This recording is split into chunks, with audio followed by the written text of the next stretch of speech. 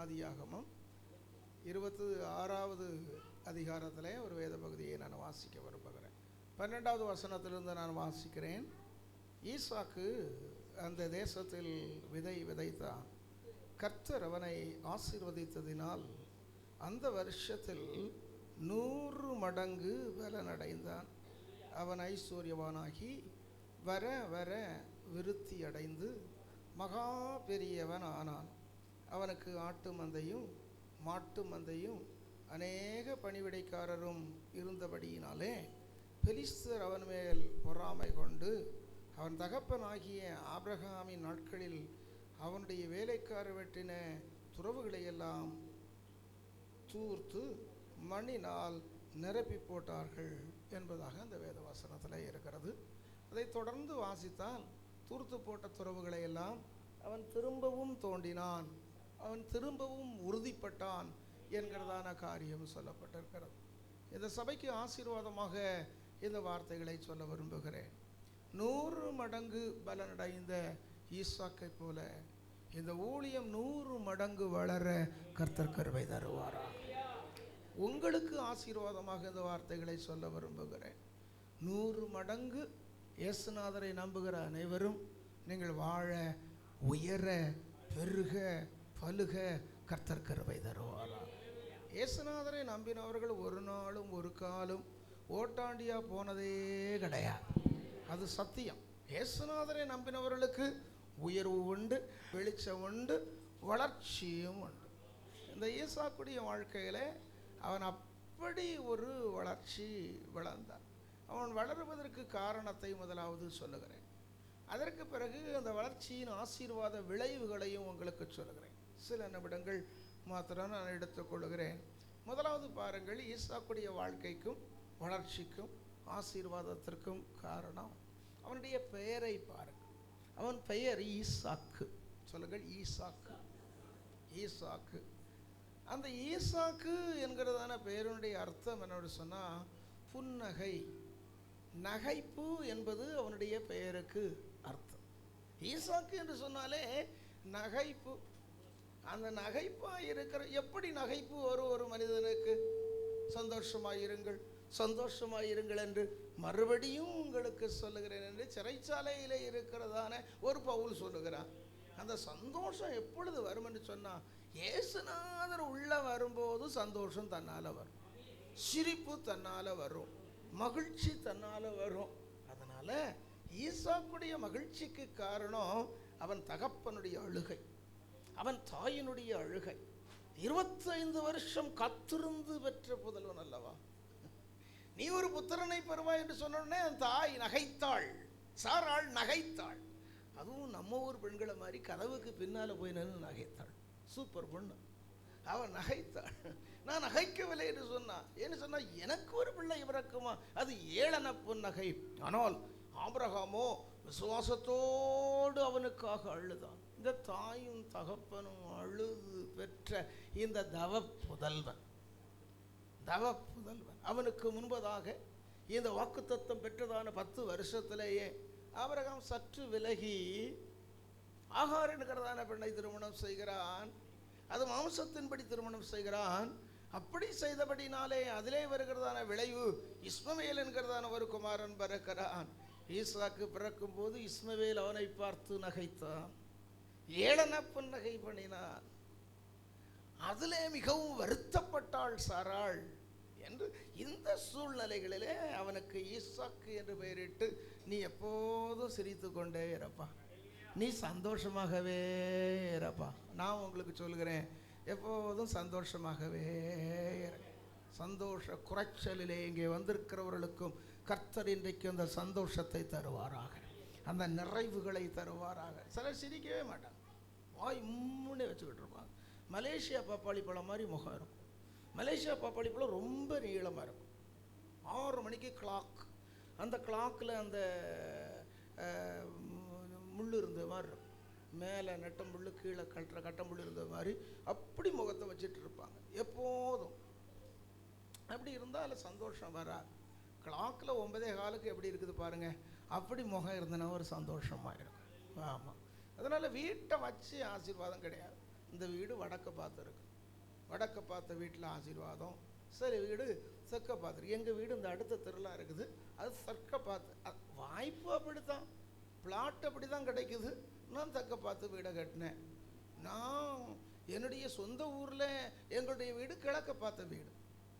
சில வீடு மேற்க பார்த்து இருக்குது, சில வடக்க பார்த்ததுனால வாசல் சரியில்லை, தெற்க பார்த்ததுனால வாசல் சரியில்லை அப்படின்னு சொல்லி நிறைய. எங்கேயாவது ஒரு இடத்துல வாசல் போடணுமில்ல. மேலே வாசலை போட்டு ஹெலிகாப்டரில் வந்து இறங்க முடியுமா? அப்படி ஒன்றுமே கிடையாது. அதனால் சில சொல்லுவாங்க முனி பாய்ந்த வீடு, முனி பாய்ச்சல் உள்ளதான வீடு. இவங்க முகத்தில் தான் முனி இருக்கக்கூடாதே தவிர, முகம் சந்தோஷமாக இருந்தால் எல்லாம் சந்தோஷமாக இருக்கும். ஏசுநாதர் உள்ளே இருந்தால் எல்லாம் சந்தோஷமாக இருக்கும். அதுதான் உண்மைங்க, அதுதான் உண்மைங்க. அதனால் ஏசுநாதரை வீட்டுக்குள்ளே கொண்டு வர திட்டம் போட்டால், ஏசுநாதர் இருக்கிறார் என்கிறதான உறுதி இருந்தால் அந்த வாழ்க்கை சந்தோஷமாய் ஈசாக்கு என்கிறதான வாழ்க்கையாக அமையும். ஈசாக்குடைய ஆசீர்வாதத்துக்கு ரெண்டாவது காரணம் நான் சொல்லுகிறேன், அவன் எங்கே போனாலும் ஒரு பலிபீடத்தை கட்டணும். இந்த பாருங்க, அந்த வசனத்தை பாருங்க, 25வது வசனத்தை வாசிக்கிறேன். 25வது வசனம். அங்கே அவன் ஒரு பலிபீடத்தை கட்டி கர்த்தருடைய நாமத்தை தொழுது கொண்டு அங்கே தன் கூடாரத்தை போட்டான். அவ்விடத்தில் ஈசாக்கின் வேலைக்காரர் ஒரு துறவை வெட்டினார்கள். 3 காரியங்களை அவன் செய்கிறான். அவன் ஆசீர்வாதத்துக்கு காரணத்தை சொல்லுகிறேன். 100 மடங்கு ஆசீர்வாதம் பெறுவதற்கு அந்த காரணத்தை சொல்லுகிறேன், கவனியுங்கள். எங்கே போனாலும் பலிபீடத்தை கட்டினான். He built an altar to have the relationship with his God.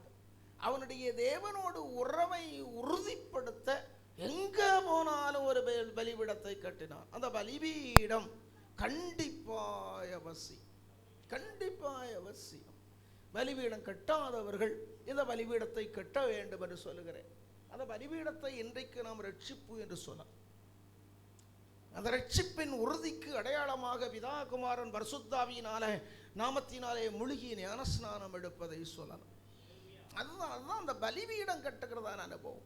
எப்போதும் ஆண்டவருடைய சமூகத்தில் காலையிலே குடும்ப ஜெபம், சாயங்காலத்திலே குடும்ப சேவம், கர்த்தருடைய சமூகத்திலே வேதத்தை வாசிப்பது, தியானிப்பது, இந்த அனுபவத்திலே போகிற அனுபவங்கள் அது மிகவும் முக்கியமானது. சில நினைவிடங்களை மாத்திரம் கட்டுவார். They just build the memorials. பலிபீடம் கட்டுவது அநேகருடைய வாழ்க்கையில் ரொம்ப குறைவாக காணப்படுகிறது. இவன் மகன் யாக்கோபை எடுத்துக்கொள்ளுங்களேன். யாக்கோபு 5 இடங்களிலே நினைவிடங்களை கட்டினான். மெமோரியல்ஸ் தான் கட்டினான். ஆண்டவருக்கும் அவனுக்கும் ஒரு தொடர்பு இருக்கிறது என்பதை தான் காட்டினானே தவிர 2 இடங்களில் தான் பலிபீடங்களை கட்டினான். அருமையாக அந்த பாடலில் பாடினாங்க. அந்த பாடலில் அந்த நன்றி பலிபீடில் அதில் நன்றி பலிபீடம் கட்டுவான்ல, ஏலியலோகே ஏலியலோகே பாட்டை கட்டின தம்பி என்ன பண்ணிட்டான்னா, அந்த அதில் ஒரு வார்த்தையை விட்டுட்டான். ஏலியலோகே இஸ்ரவேல் 33வது அதிகாரத்தில் ஏலியலோகே இஸ்ரவேல்ன்றது ஒரு பலிபீடம். அதுக்கப்புறம் ஏல் பெத்தேல் என்பது ஒரு பலிபீடம். இது 33வது அதிகாரத்தில் ஆதியாகமத்தில், 35வது அதிகாரத்தில் ஆதியாகமத்தில் இந்த இடத்துல வரும்போது தான் பலிபீடத்தை கட்டுகிறான். அது வரைக்கும் எப்படி வரான்னா, அவனுடைய முதலாவது நினைவிடத்தை பாருங்கள். 28வது அதிகாரத்தில் சொல்லப்பட்டிருக்கிறது. அவன் பிரயாணம் பண்ணி போகிறான். பிரயாணம் பண்ணி போகிறதான இடத்துல ஒரு இடத்துல வந்தபோது சூரியன் அஸ்தமித்து போகிறது. சூரியன் அஸ்தமித்த இடத்துல அவ்விடத்து கற்களிலே ஒன்றை எடுத்து தலைக்கு தலையணையாக வைத்து அவன் படுத்துக்கொண்டான் என்பதாக சொல்லப்பட்டிருக்கிறது. அவன் படுத்துக்கொண்டதான இடத்துல தேவன் அவனுக்கு வந்து தரிசனமாகிறார். வானத்துக்கும் பூமிக்கு நடுவாக ஒரு ஏணி வைக்கப்பட்டிருக்கிறது. தேவதூதர்கள் ஏறுகிறவர்களும் இறங்குகிறவர்களுமாக இருக்கிறார்கள். தேவன் வானத்தின் உச்சியிலே இருந்து, ஏணியின் உச்சியிலே இருந்து அந்த யாக்கோபை பார்த்து ஆசீர்வதிக்கிறார். அந்த இடத்திற்கு பெத்தேல் என்று பெயர் கொடுக்கிறான். இந்த பெத்தேல் என்று சொல்வது ஒரு பலிபீடம் அல்ல, அதைத்தான் சொல்ல. பலிபீடத்திற்கும் நினைவிடத்திற்குள்ளதான வித்தியாசத்தை சொல்லுகிறேன். அந்த பெத்தேல் அவன் எங்க படுத்திருக்கிறான்? அவன் படுத்திருந்த ஊருக்கு பேர் என்ன? லூஸ். யாரை பார்த்து சொல்றீங்க? அப்படி சொல்ல, அப்படி சொல்ல. பிரசங்கியாரை பார்த்து அப்படி சொல்ல, அப்படிலாம் சொல்ல. நான் உங்களை பார்த்து சொன்னா அப்படி சொல்ல. இவன் ஒரு லூஸ், அவன் ஒரு லூஸ். அவன் லூஸ் இடத்துல போய் படுத்திருக்கிறான். அந்த ஊர்ல பேர் வச்சிருக்கான் பாருங்க, பேர் வச்சிருக்கான் பாரு. பேரை பற்றி பிரச்சனை கிடையாது. அந்த இடத்துல அழகா ஆண்டவர் அவனுக்கு தரிசனம், எந்த இடத்துலையும் தரிசனம் தருவார். நடராஜர் நகர்லையும் தருவார், நான் குடியிருக்கிற தெரு, அதுக்கு அடுத்த தெரு சீதையம்மாள் தெரு, அந்த இடத்துலையும் தரிசனம் தருவார். நாம ஆண்டவருக்கு பலிபீடத்தை கட்டினா தரிசனம் தருவார். கர்த்தருக்கு ஸ்தோத்திரம். யாக்கோபு ஒரு நினைவிடத்தை தான் கட்டுகிறான். அந்த நினைவிடத்தில் அவன் சொல்லுகிறான், ஆண்டவரே இந்த கல் கர்த்தருக்கு வீடாகும். நான் போகிற வழியிலே நீர் என்னை காப்பாற்ற வேண்டும், உண்ண உணவை தர வேண்டும், உடுக்க வஸ்திரத்தை தர வேண்டும், தங்க எனக்கு இடத்தை தர வேண்டும், என் தகப்பனுடைய வீட்டுக்கு திரும்பி வருவதற்கு நீர் எனக்கு உதவி செய்ய வேண்டும். அப்படி செய்தால் இந்த கல் கர்த்தருக்கு வீடாகும். நீர் எனக்கு தருகிற எல்லாவற்றிலையும் உமக்கு தசமபாகம் தருவேன். இதெல்லாம் சில தீர்மானங்களை எடுக்கிறான். He was getting closer to God, but it was not a definite altar that he was building for God. நிச்சயமான பலிபீடம் கட்டவில்லை. கிறிஸ்தவ கூட்டத்தை சொல்லுகிறேன், கிறிஸ்தவ சமுதாயத்தை சொல்லுகிறேன், கிறிஸ்தவ விசுவாசிகளை சொல்லுகிறேன், பல்வேறு சபைகளுக்கு போகிறதான மக்களை சொல்லுகிறேன். ஆழமான ரட்சிப்பு, அந்த ரட்சிப்பை உறுதிப்படுத்துவதற்குரியதானே ஞானஸ்நானம். அந்த ஞானஸ்நானத்துக்கு மேலே பரிசுத்தமாய் வாழ்வதற்கு தேவையான அந்நிய வாசை அடையாளத்தோடு கூடியதான பரிசுத்த ஆவியின் அபிஷேகம், இயேசுவின் வருகை, அந்த வருகைக்காக காத்திருக்கிற இதுதான் அந்த foundation. This foundation needs to be built. அந்த பலிபீடம் இல்லாம நீ வளர முடியாது மகளே. அதைத்தான் சொல்ல, அந்த பலிபீடம் இல்லாம நீ வளர முடியாது. How many years this Jacob spent in his life just for the material blessings? உலக பிரகாரமான ஆசீர்வாதத்துக்காக 14 வருஷம் 2 பொண்ணுகளுக்காக வேலை செய்தான். லேயாளுக்காக ஒரு ராகேலுக்காகவும் 6 வருஷம் மந்தைக்காக வேலை செய்தான். அப்படி வேலை செய்தும் அவனுடைய வாழ்க்கையில அந்த பலிபீடத்தின் அனுபவம் இல்லை. ஆனா பெத்தேல் கர்த்தருடைய வீடு என்கிற அனுபவம் இருந்தது. அதை விட்டுட்டு போயிட்டான். எங்கோ ஒரு கன்வென்ஷனுக்கு போறோம், எங்கே ஒரு கூட்டத்துக்கு போறோம், எங்கே ஒரு எழுப்புதல் கூட்டத்துக்கு போறோம், எங்கே ஸ்பெஷலாக நடத்தக்கூடியதான ஒரு உபவாச கூட்டத்துக்கு போறோம். that gives you an inspiration to get closer to God, but not a real relationship with God. தேவனோட ஆழமாக a perpetual relationship, தொடர்ந்து போகிறதான அந்த ஆழமான உறவு இல்லாமலே அநேகர் நடந்து போகிறார்கள். ஈசாக்க பாருங்க, 100 மடங்கு பலன் வருகிறானா. Isaac planted crops in that land. Because the Lord blessed him, he reaped 100-fold in that year. அப்படியானா மகனே, மகளே, எனக்கு அருமையானவர்களே, உங்களை நேசித்து இந்த வார்த்தையை சொல்லுகிறேன். உன் தரித்திரத்தை கர்த்தர் போக்குவார், உன் வறுமையை கர்த்தர் போக்குவார், உன் இல்லாமைகளை கர்த்தர் போக்குவார், உன் இக்கட்டுகளை கர்த்தர் மாற்றுவார். Yes, I assure you, if you can build an altar, the Lord is ready to bless you 100-fold. இன்றைக்கு கைவிரித்த நிலைமையில இருக்கிற பிள்ளைகள் இருக்கிறார்கள். இன்றைக்கு வெறுங்கையாய் நிற்கிறதான நிலைமையிலே உள்ளதான பிள்ளைகள் இருக்கிறார்கள்.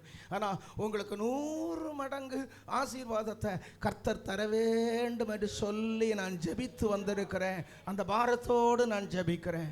இந்த ஊழியத்தில் எப்படிப்பட்ட 100 மடங்கு ஆசீர்வாதம் வேண்டும் என்று நான் விரும்புகிறேன். இவன் மனைவிக்கு கொடுத்த ஆசீர்வாதம் என்ன தெரியுமா?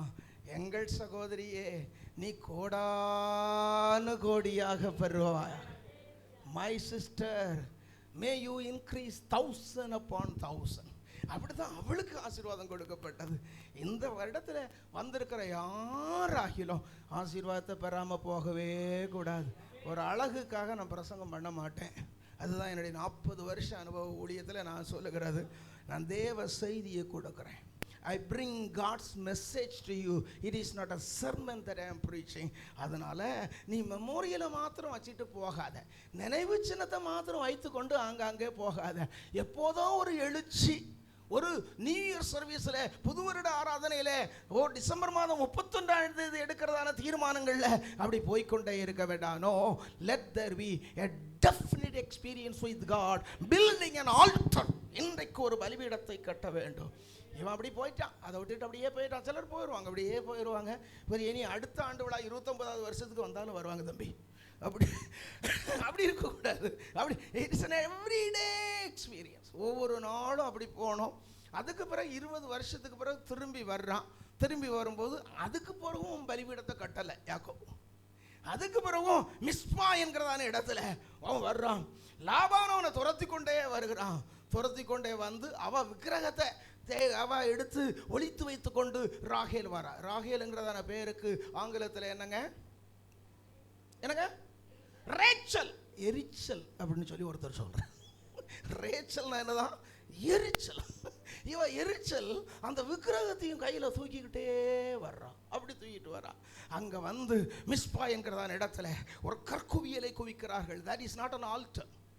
there was a memorial that Jacob was building. அந்த மெமோரியலில் நின்று லாபான் அந்த பக்கம், யாக்கோபும் அவனுடைய பிள்ளைகளும் எல்லாரும் இந்த பக்கம். அவர்கள் நின்று இந்த கல்லுக்கு அந்த பக்கம் நான் வரமாட்டேன், இந்த கல்லுக்கு இந்த பக்கம் நீ வரக்கூடாது என்று சொல்லி there was a legal separation between Laban and Jacob. அதுக்காக ஒரு மெமோரியலை கட்டுகிறான். சிலர் அப்படித்தான் சில தீர்மானம் பண்ணுவாங்க. வெள்ளிக்கிழமை ராத்து காலையில சாப்பிட மாட்டேன், ஞாயிற்றுக்கிழமை காலையில சாப்பிட மாட்டேன், ஆமாம் பெரிய வெள்ளிக்கிழமை குட் ஃப்ரைடேல காலையிலையும் மத்தியானமும் சாப்பிட மாட்டேன், 3 மணிக்கு ஒரு கும்பா நிறைய கஞ்சி குடிப்பேன். ஆடாப்பாவேன். என்ன மாதிரி அடிக்கிறாங்க? உளுந்தங்கஞ்சி துவையில் வச்சு சாப்பிட்டா ரொம்ப நல்லா இருக்கும், அதை குடிக்கிறாங்க. அதெல்லாம் மெமோரியல்ஸ் தானே தவிர வேற ஒன்றுமே கிடையாது. ஆமாம், எங்கள் அப்பா வெயிலிருந்து வேலை பார்த்தாங்க, இப்போ நல்ல வேலை பார்க்குறேன், அதனால் நான் கொடையே பிடிக்க மாட்டேன். ஆனால் காரில் போகிறேன் கொடை பிடிக்காமல், அதில் என்ன பிரயோஜனம்? யாக்கோபு வந்தான். ஒரு மிஸ்பா, பாதுகாப்பின் கோபுரம். மிஸ்பா என்று சொன்னால் பாதுகாப்பின் கோபுரம் என்று அர்த்தம், வாட்ச் டவர் என்று அர்த்தம். அதில் ஒரு நினைவுசினத்தை தான் கட்டினான். அதுலேயும் ஒரு பலிபீடத்தை கட்டலையே, அதுலேயும் ஒரு பலிபீடத்தை கட்டலையே. மூன்றாவது, அவன் யாக்கோபு நடந்து வந்ததான பாதைகளில் நம்ம பார்க்கிறோம். மக்னோயீம் என்கிறதான ஒரு இடத்துக்கு வருகிறான். தேவ தூதர்கள் அவனை சந்திக்கிறார்கள். The army of God, the host of God was meeting Jacob in that place. அதுவும் ஒரு நினைவு சின்னம் தானே தவிர மற்றபடி அல்ல. திரும்ப வருகிறான். உங்க எல்லாருக்கும் தெரிந்த சம்பவத்தை சொல்லுகிறபடினால நான் வசனத்தை சொல்லல, உங்களுக்கு அதை தொடராக சொல்லி வருகிறேன். ஆத்தங்கரையில் வர்றான். ஆத்தங்கரையில் வந்து எல்லாரையும் அந்த பக்கம் இருத்தி ஆண்டவரோட போராடி ஜெபம் பண்ணுறான். இதுதான் ஆல் நைட் ப்ரேயர் மெமோரியல்னு சொல்கிறது. சிலர் ஆல் நைட் ப்ரேயருக்கு மாத்திரம் போவாங்க, ராத்திரி ஜெபத்துக்கு மாத்திரம் போவாங்க. அதுலேயும் உண்மையான பலிபீடத்தை கட்டுகிற அனுபவம் இல்லை என்று சொல்லி இன்னும் ஆழமாக போ என்று சொல்லுகிறேன், இன்னும் ஆழமாக இறங்குங்கள் என்று சொல்லுகிறேன். இயேசுநாதரோடு உள்ள உறவிலே இன்னும் நீங்கள் ஆழமாக போகவில்லை என்று சொல்லுகிறேன். குற்ற உணர்வை ஏற்படுத்தும்படியாக அல்ல, just to deepen your faith in God, just to give you a stimulation to make a decision to go with Jesus. ஆண்டவரோடு இருக்கிற உறவில் இப்போ இருக்கிறத போதாது என்று சொல்லுகிறேன். அதைத்தான் சொல்லுகிறேன். இது ஆண்டவருடைய வார்த்தையிலிருந்து நான் சொல்லுகிறேன். அதுக்கு பிறகு வர்றான். எல்லாரையும் அப்புறப்படுத்தி ராத்திரி முழுவதும் போராடி, ராத்திரி முழுவதும் போராடி, உன் பேர் என்னப்பா அப்படின்னு கேட்டபோது என் பேர் யாக்கோபு அப்படின்னு அவன் சொல்கிறான். ஆண்டவர் அவன் தொடை சந்தை தொட்டார். நீ நடந்தது போதப்பா, எவ்வளோதான் ஓடுவேன், முழுவதும் பலிபீடம் கட்டாமல் நினைவு சின்னத்தையே மெமோரியல்ஸே கட்டிக்கிட்டு போயிட்டே இருக்கிற. தொடச்சத்தை தொட்டா எப்பவும் கிந்தி கிந்தி கிந்தி நடக்கிறதான அனுபவத்துக்கு வந்தான். அந்த இடத்துக்கு சூரியன் உதித்தது. பெத்தல்ல லூஸில் அஸ்தமித்த சூரியன் பெனியேலில் வந்தபோது உதிக்குது. அந்த இடத்துக்கு சொன்னான் பெனியேல் என்று பெயரிட்டான். பெனியேலும் பலிபீடம் கிடையாது.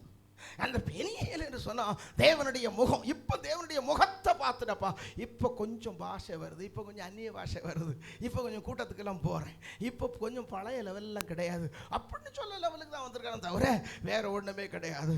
அதுக்கு பிறகு ஆண்டவர் சொன்னார், ஏ யாக்கோபு இந்த வேலையே ஆகாது. முதலாவது நான் உன்னை சந்தித்தேன் பாரு, 35வது அதிகாரத்தில் ஆரம்பத்தில் பாருங்க. ஏ யாக்கோபு, இவன் என்ன பண்ணான்னா அதுக்கு முந்தின அதிகாரத்தில் சொல்லப்பட்டிருக்கிறது, அவன் ஏல் எலோஹிம் இஸ்ரவேல்ன்றதான ஒரு பலிபீடத்தை கட்டினான். யாக்கோபு என்கிறதான பெயர், யாக்கோபின் தேவனாகிய கர்த்தர் என்று ஒரு பலிபீடத்தை கட்டினா. ஆண்டவர் சொன்னார், அதுவுமே உன் பேருக்காக தான் கட்டியிருக்காப்பா, எனக்காக ஒரு பலிபீடத்தை கட்டு. கோ பேக் டு பெத்தேல், நாம் பெத்தேலுக்கு போவோம் வாருங்கள் என்று சொல்லி அவர்கள் பெத்தேலுக்கு புறப்படுகிறார்கள். அந்த பெத்தேலுக்கு போகிறதான பாதையில் ரொம்ப அழகாக சொல்லப்பட்டிருக்கிறது. நான் 35வது அதிகாரத்தை சொல்லுகிறேன். 35வது அதிகாரத்தில் அங்கே ஏல் எலோஹிம் இஸ்ரவேல் என்கிறதான ஒரு பலிபீடம் பலிபீடத்தை கட்டினது மாத்திரமல்ல, பெத்தேலுக்கு போகிறான். பெத்தேலுக்கு போய் கர்த்தருக்கென்று ஒரு பலிபீடத்தை கட்டுகிறான். அந்த பலிபீடத்துக்கு பெயர் கொடுக்குறான் ஏல் பெத்தேல், காட் ஆஃப் பெத்தேல் என்று சொல்லி அந்த பலிபீடத்துக்கு ஒரு பெயர் கொடுக்குறான். நீங்கள் இதுவரைக்கும் கடந்து வந்த உங்கள் ஸ்பிரிச்சுவல் வாக், உங்கள் ஆவிக்குரிய வாழ்க்கையை கொஞ்சம் திரும்பி பாருங்கள். ஏதாவது ஒரு இடத்துல கர்த்தருக்கென்று ஒரு உறுதியான தீர்மானத்தை எடுத்து அதில் இருந்து உங்கள் பிரயாணத்தை இனி ஆரம்பித்தா ரொம்ப நல்லா இருக்கும்னு ஆண்டவர் சொல்கிறார். கையை வைத்தி கர்த்தருக்கு மகிமை செலுத்துங்க. எல்லாரும் கையை வைத்தி கர்த்தருக்கு மகிமை செலுத்துங்க. Price the Lord. கிறிஸ்தவ குடும்பத்தில் பிறப்பதற்கு உங்களுக்கு வாய்ப்பு கிடைத்தபடினாலே கர்த்தரை துதிக்கிறேன். கிறிஸ்தவ புருஷனுக்கு வாழ்க்கைப்பட உங்களுக்கு கிடைத்த வாய்ப்புக்காக கர்த்தரை துதிக்கிறேன். கிறிஸ்தவ மனைவியை திருமணம் செய்வதற்கு வாய்ப்பு கிடைத்தபடினாலே கர்த்தரை துதிக்கிறேன். ஒரு ஆவிக்குரிய போதகர் உங்கள் வீட்டுக்கு வருவதற்கு கிருபை கிடைத்தபடினாலே கர்த்தரை துதிக்கிறேன். இதெல்லாம் நல்லது. இதெல்லாம் மெமோரியல்ஸ் என்று எடுத்துக்கொள்ளாம ஏல் பெத்தேல் என்கிறதான அந்த அனுபவத்தில் அவன் பலிபீடத்தை கட்டின பிறகு அவன் வாழ்க்கை ஆசீர்வாதமாக வந்தது என்பதாக பார்க்கும். Praise the Lord. ஹல்லேலூயா. இவன் அப்பா செய்தது மாதிரி அவன் செய்யலை. இந்த ஈசாக்கு செய்தது மாதிரி செய்யலை. எந்த இடத்துல போனாலும் ஒரு பலிபீடத்தை கட்டினான். இதுவரைக்கும் ரட்சிப்பின் அனுபவத்தில் பூரண நிச்சயம் இல்லாதவர்கள் அந்த அனுபவத்துக்கு வாருங்கள். பிதா குமாரன் பரிசுத்தாவி நாமத்தினாலே முழுகி ஞான ஸ்நானம் எடுக்காதவர்கள் அந்த அனுபவத்திற்கு இன்றைக்கு வாருங்கள். இது ஒரு கூட்டத்துக்கு போகிறோம். No, that's all right, that's good, that's a memorial. அது ஒரு நினைவு சின்னம், அவ்வளவுதான். ஆனால் இந்த ஆழங்களுக்கு வாருங்கள். அந்நிய பாஷை அடையாளத்தோடு பரிசுத்தாவியின் அபிஷேகத்தை பெறாதவர்கள் இந்த அனுபவத்தை பெறுங்கள். அதுதான் அந்த பலிபீடத்தின் அனுபவம். அதுக்கு பிறகு நீங்க ப்ரொசீட் பண்ணுகிறதானே, நீங்க போகிறதானே, நீங்க புறப்பட்டு செல்லுகிறதானே எல்லா அனுபவங்களும் 100 மடங்கு ஆசீர்வாத அனுபவங்களாக காணப்படும். கரங்களை கொட்டி கர்த்தரை மகிமைப்படுத்துங்க.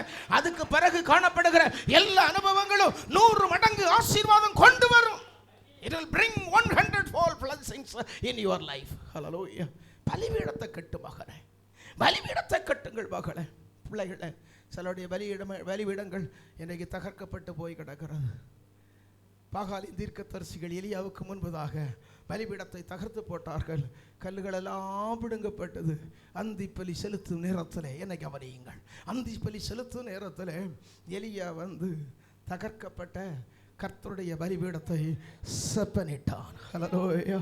இந்த 28வது வருஷத்தில் இந்த பிள்ளைகளோடு சேர்ந்து நாம் இந்த ஆண்டு விழாவை கொண்டாடும் போது நம்முடைய பலிபீடங்களை நாம் செப்பனிடுவதற்கு கர்த்தர் கிருபை தருவாராக. 2 கரங்களை உயர்த்தி கண்களை மூடி வானத்தை அண்ணாந்து பாருங்கள். ஒரு நிமிஷம். நான் பிரசங்கத்தை முடிக்கவில்லை. நான் சொல்லுகிறேன், தகர்க்கப்பட்ட உன்னுடைய பலிபீடத்தை நீ செப்பனிட வேண்டும் என்று கர்த்தர் விரும்புகிறார். ஹல்லேலூயா. என்னை கவனியுங்கள், என்னை கவனியுங்கள். கற்கள் பிடுங்கப்பட்டிருக்கிறது. ஜபம் என்னும் கல் பிடுங்கப்பட்டிருக்கிறது. வேத வாசிப்பு தியானம் என்னும் கல் பிடுங்கப்பட்டிருக்கிறது. தாழ்மை என்னும் கல் பிடுங்கப்பட்டிருக்கிறது. கீழ்ப்படிதல் என்னும் கல் உன் வாழ்க்கையில் இன்றைக்கு பிடுங்கப்பட்டிருக்கிறது. அன்பு பரிசுத்தம் என்கிறதான கல் இன்றைக்கு பிடுங்கப்பட்டிருக்கிறது. ஆனால் கல் பிடுங்கப்பட்டு தகர்க்கப்பட்டு போன பலிபீடங்கள் இன்றைக்கு செப்பனிடப்படுமானால் 100 மடங்கு ஆசீர்வாதத்தை கர்த்தர் தருவார். ஹல்லேலூயா. தலைக்கு மேலே கையை கொட்டி கர்த்தரை மகிமைப்படுத்துங்க. தலைக்கு மேலே கையை கொட்டி கர்த்தரை மகிமைப்படுத்துங்க. 100 மடங்கு ஆசீர்வாதம் உனக்கு கிடைக்க கர்த்தர் கிருபை தருவாராக. 100 மடங்கு ஆசீர்வாதம் உனக்கு கிடைக்க கர்த்தர் கிருபை தருவார். கிருபை தருவார். கிருபை தருவார். கிருபை தருவார். ஹல்லேலூயா.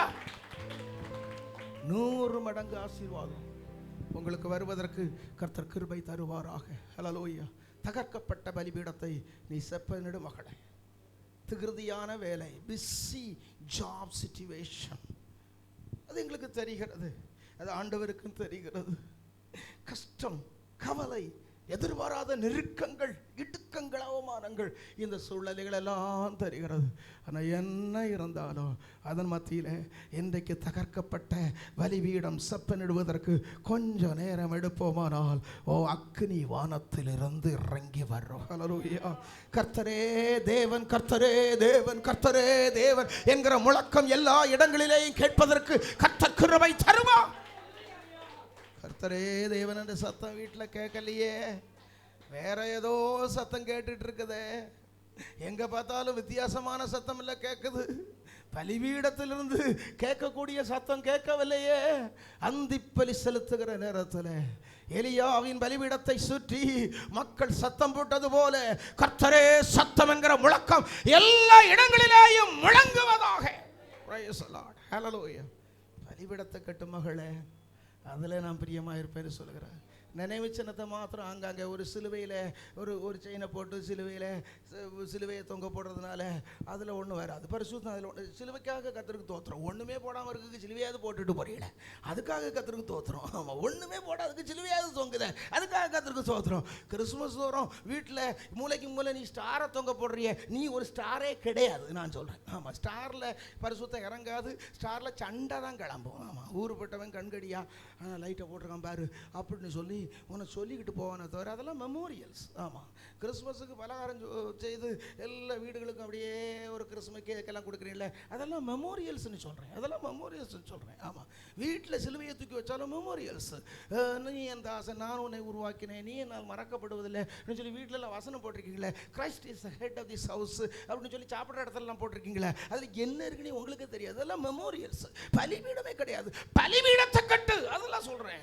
பலிபீடம் போப்பா, ஏழ்வத்தேலுக்கு போ, அந்த லூஸுக்கு போ. ஏன் லூஸு? நீ அந்த லூஸுக்கு போ. அதான் ஆண்டவர் சொல்றாரு, நீ லூஸுப்பா, நீ அதில் படுத்து கிடந்த உனக்கு தரிசனம் கொடுத்தேன், நீ 20 வருஷமா திரும்பவும் லூஸ் மாதிரி அலைஞ்சிக்கிட்டு திரும்ப பெத்தேலுக்கு வந்து பெனியலுக்கு வந்த, மக்னாயி வந்த, நீ மிஸ்பாவுக்கு வந்த, இன்னும் ஒரு பலிபீடம் கூட கட்டலையப்பா. இது வரைக்கும் உறுதியான தீர்மானத்தோடு கிறிஸ்தவ வாழ்க்கையை ஆரம்பிக்காதவர்கள் இன்றைக்கு அந்த உறுதியோடு ஆரம்பிக்க கர்த்தர் கிருபை தருவாராக. ஆமென். A definite walk with God, a definite experience with God, a definite relationship with God. அது இல்லாமல் பிரயோஜனமே கிடையாது. நீங்கள் நரகத்துக்கு போவீங்க, வருகையில் கொண்டு போக மாட்டீங்க, அதெல்லாம் நானாக தீர்மானிக்கிறது. அதான் நான் அப்படியே சொல்லலை, அதெல்லாம் சொல்லலை. நீங்கள் வந்துருங்கன்னு சொல்கிறேன், அவ்வளோ. வந்துடுங்க, எங்களோட வந்துருங்க, அதுதான் சொல்கிறேன். நான் போவேன்னு நிச்சயம் எனக்கு இருக்குது. Praise the Lord. ஹல்லேலூயா. அதுக்கு தக்க தகுதி வரட்டுமே. நீ பலிபீடத்தை கட்டினா இந்த பைபிள் முழுவதும் கண்ணீரால் நினைப்பேன். எத்தனை முறை இப்போ இந்த பைபிள் கண்ணீரால் நினைக்கப்பட்டிருக்கிறது இல்லையே. சிலருடைய பைபிளில் ஆதியாகமும் கிடையாது, வெளிப்படுத்தின விசேஷமும் கிடையாது. பாட்டி கொடுத்த பைபிள்னு சொல்கிறேன். பாட்டி கொடுத்த பைபிளில் ஆதியாகமும் இருக்காது, பழைய பைபிள் பற்றியலா. அதனால ஆமாம், தாத்தா கொடுத்த பைபிளில் வெளிப்படுத்தின விசேஷம் இருக்காது. ஆதியாகமும் நீ எங்கிருந்து வந்தேன்னு சொல்லுது, வெளிப்படுத்தின விசேஷம் நீ எங்கே போறேன்னு சொல்லுது. இவன் எங்கிருந்து வந்தானே உனக்கு தெரியாது, எங்க போறானு தெரியாது. ஏசு ராஜா வருவார் இன்னும் கொஞ்ச காலம்தான் அப்படின்னு சொல்லி பாட்டும் பாடிக்கிடுவான். அதெல்லாம் மெமோரியல்ஸ். டிசம்பர் காலங்களில் எங்கள் ஊர் பக்கங்களில் அங்கே பஜனை பாடுவாங்க. பஜனைக்கு நாங்கள் போகிறதே சுண்டல் நல்லா கொடுப்பாங்க, நிறைய சாப்பிட்றதுக்கு நல்லா இருக்கும். இந்த குளிரில் சின்ன வயசுகளில் அப்படி சாப்பிட்ட பழக்கம். ஏன்னா மெமோரியல்ஸ் உள்ளவங்கெல்லாம் அதில் ஒரு ஜப கூட்டம், ஒரு காப்பி கூட்டம், அதோடு முடிஞ்சது. இப்போ பப்ஸு, மதுரையில் பப்ஸு, ஜெயராம் பேக்கரியில் ஒரு நல்ல பப்ஸு ஒரு நல்லா தான் இருக்குது. அதெல்லாம் மாற்றி இன்னைக்கு ஏசுநாதரோடு ஒரு டெஃபினிட் எக்ஸ்பீரியன்ஸ். கையை வைத்து சொல்லுங்க, ஆண்டவரே உங்களோடு மெமோரியல் அல்ல, நினைவு சின்னம் அல்ல, ஈசாக்கு கட்டினது போல ஒரு பலிபீடம். ஆண்டவரே எலியா செய்தது போல தகர்க்கப்பட்ட கர்த்தருடைய பலிபீடத்தின் கற்கள் எல்லாம் திரும்ப சேர்க்கப்பட வேண்டும். அதற்கு எனக்கு கிருபை தாரும். கர்த்தர் கிருபை தருவார். ஹல்லேலூயா. ரெண்டாவது அவன் செய்தது என்ன தெரியுமா?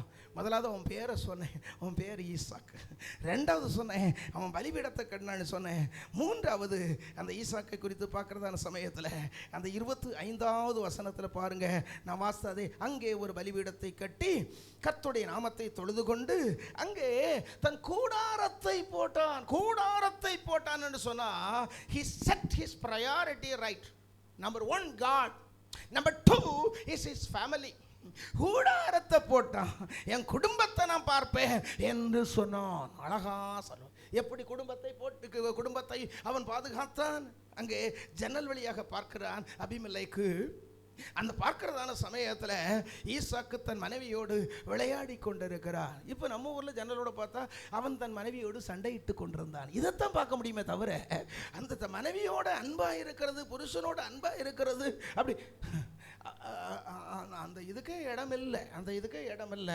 பலிபீடத்தை சரியாக கட்டினா குடும்பம் சரியாக கட்டுவதற்கு கர்த்தர் கிருபை தருவார். Price the Lord. ஒரு புருஷன் மனைவி எழுத்துலேயே தான் பேசிக்கிட்டாங்களாங்க.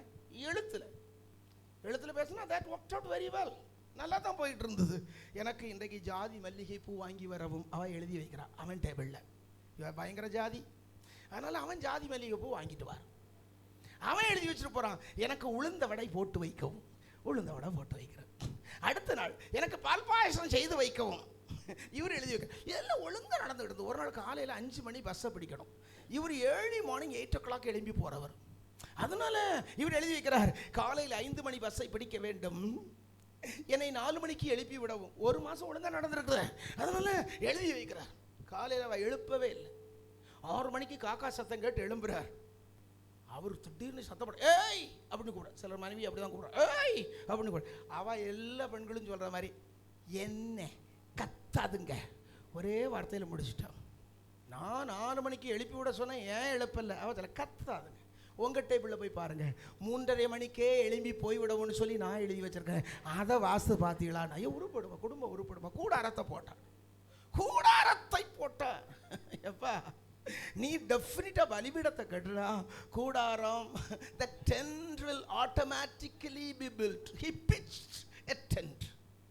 அழகா ஒரு கூடாரத்தை போட்டான்.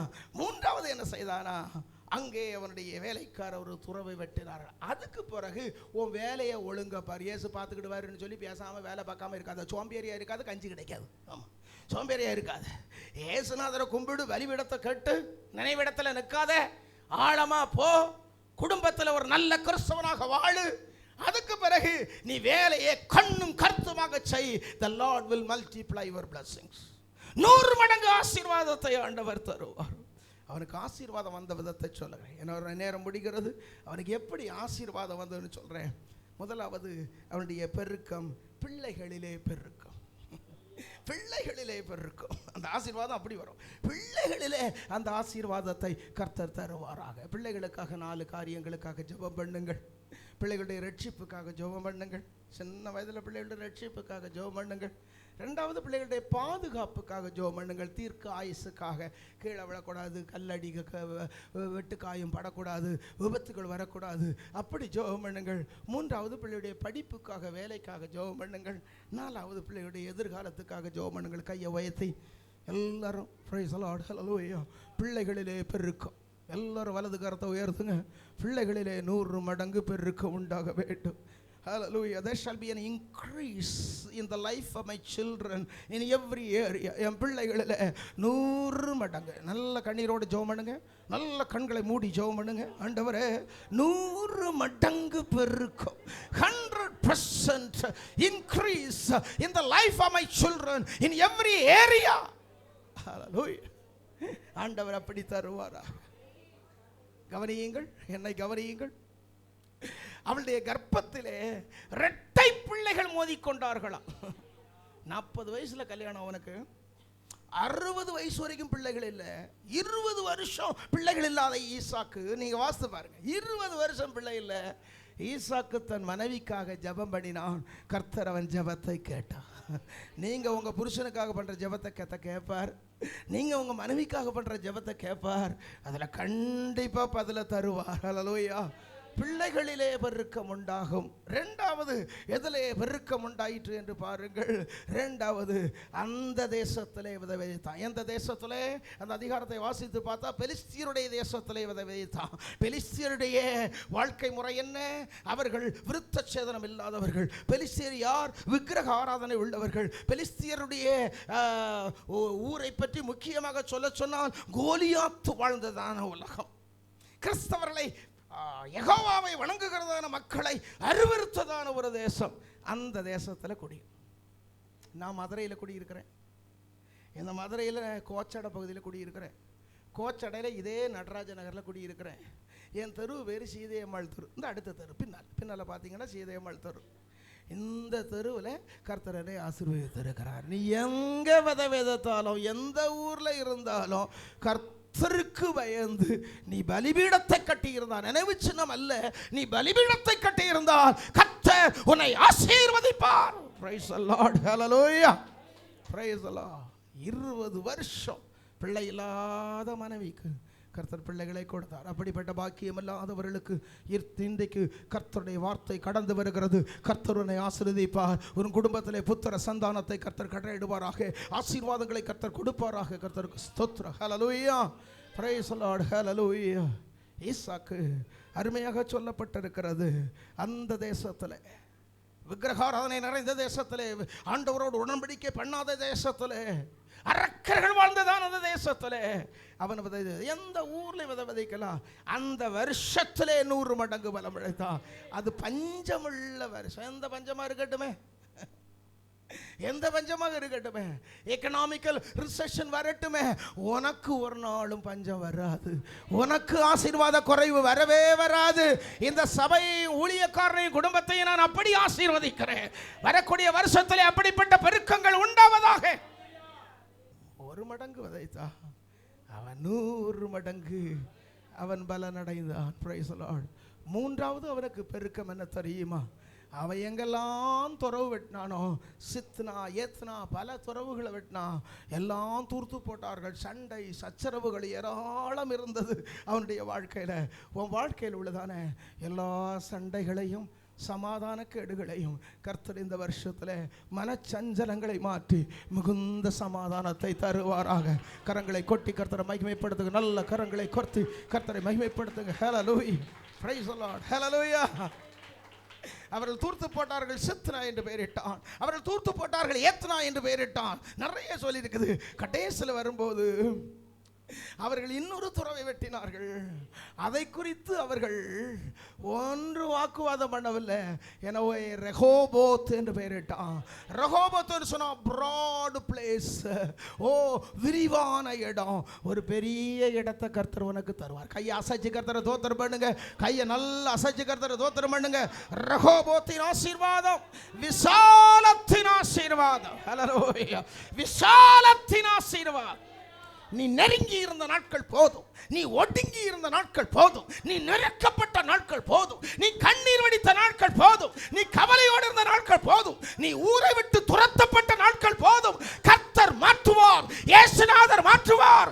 ரெஹோபோத்தின் அனுபவத்தை உனக்கு தருவார். ஹல்லேலூயா. உன் கண்ணீரெல்லாம் இயேசுநாதர் துடைப்பா. கொஞ்சம் கையை வைத்து கர்த்தரை ஸ்தோத்திரம் பண்ணுங்களே.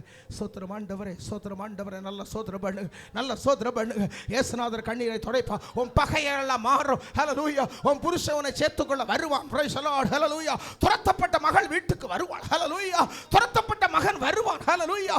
அடித்து துரத்தப்பட்ட நீ உன் குடும்பத்தோடு சேர்க்கப்படுகிற நாட்கள் வரும். கர்த்தருக்கு ஸ்தோத்திரம். ஹல்லேலூயா. சித்னாவின் அனுபவங்கள் மாறும். ஹல்லேலூயா. தூர்த்து போடுகிற அனுபவங்கள் மாறும். நீ ஆசீர்வாதத்தை எடுக்க எடுக்க அள்ளி கொண்டு போகிற நாட்கள் எல்லாம் மாறும் என்று கர்த்தர் சொல்லுகிறார். ஓ ஹல்லேலூயா.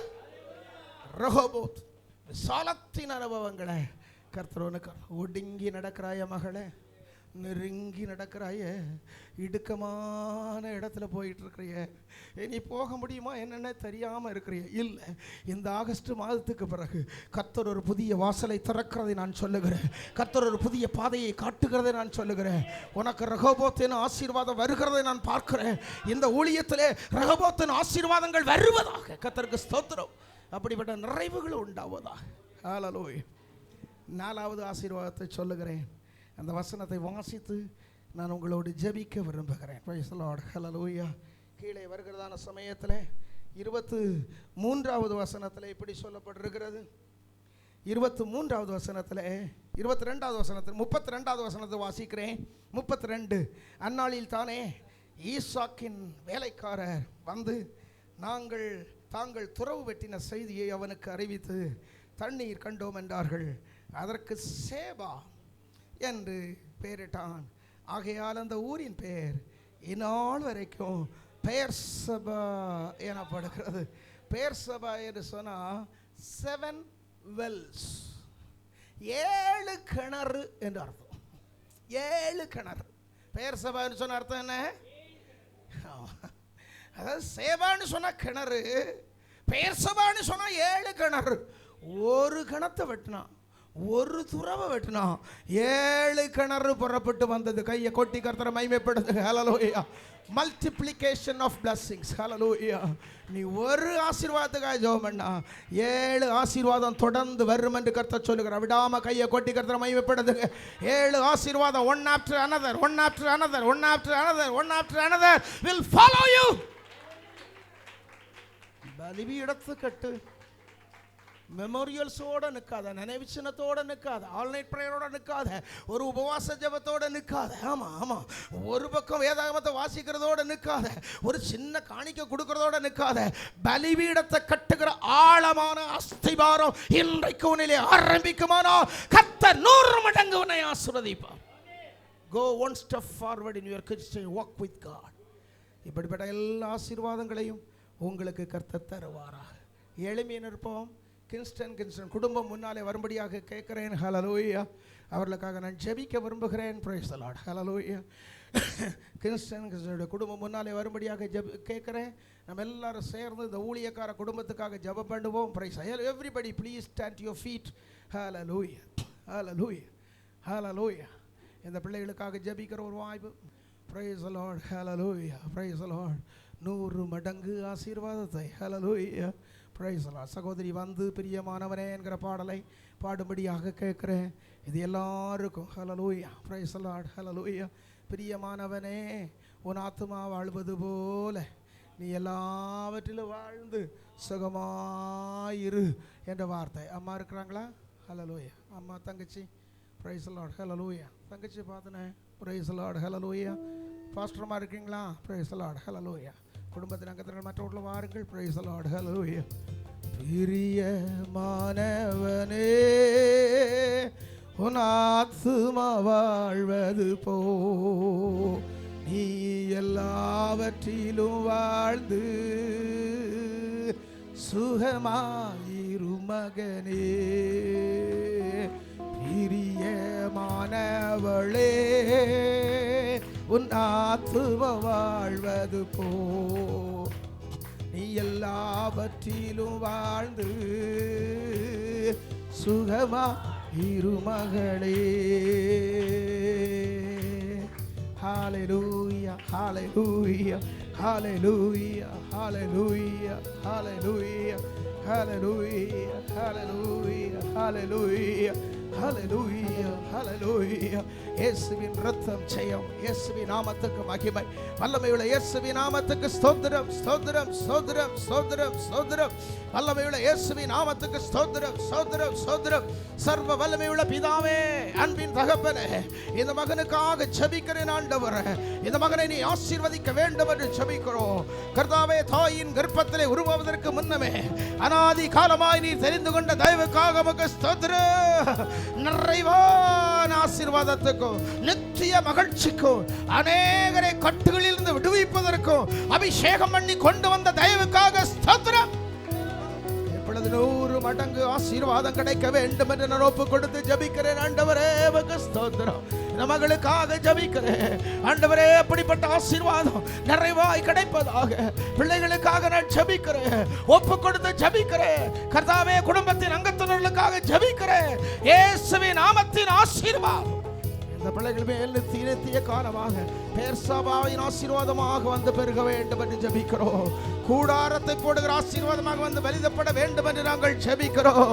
துறவை வெட்டுகிற ஆசீர்வாதமாக வந்து கிடைக்க வேண்டும் என்று ஜெபிக்கிறோம்.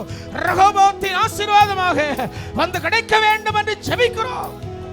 குறைவில்லாமல் நடத்தும் இயேசுமணி அவர்களுக்காக நாங்கள் ஜெபிக்கிறோம். அவர்களை ஆசீர்வதியும், பலவீனங்களை மாற்றும், நிறைவே தர வேண்டும் என்று ஜெபிக்கிறோம்.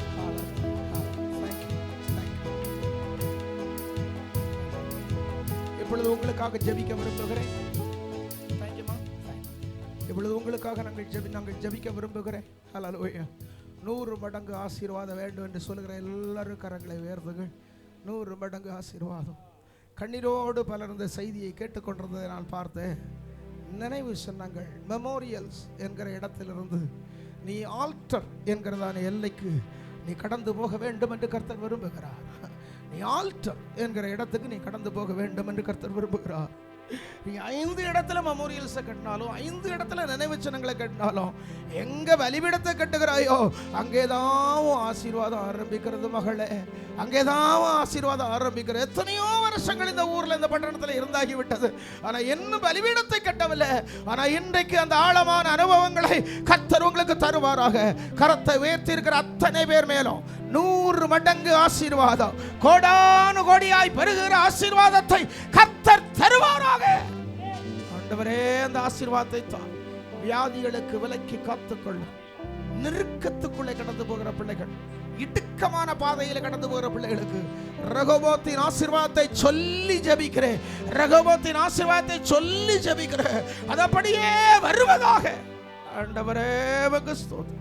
கையிலே கிடைக்கிறது, கையிலே தங்கவில்லை, கடந்து போகிறது என்று இருக்கிற பிள்ளைகளுக்கு பெயர்சபாவின் ஆசீர்வாதம் 1 அல்ல, 1 தொட்டால் 7 வருகிற ஆசீர்வாதத்தை நிறைவாய் கொடுக்க வேண்டும் என்று ஜெபிக்கிறோம். இந்த வார்த்தைகளின் ஐஸ்வர்யம் உமது பிள்ளைகளை பெரியவர்களாக்கும்படியாக ஜெபிக்கிறோம். கிருபை உண்டாகட்டும். இயேசுவின் நாமத்தில் பிதாவே, ஆமென்.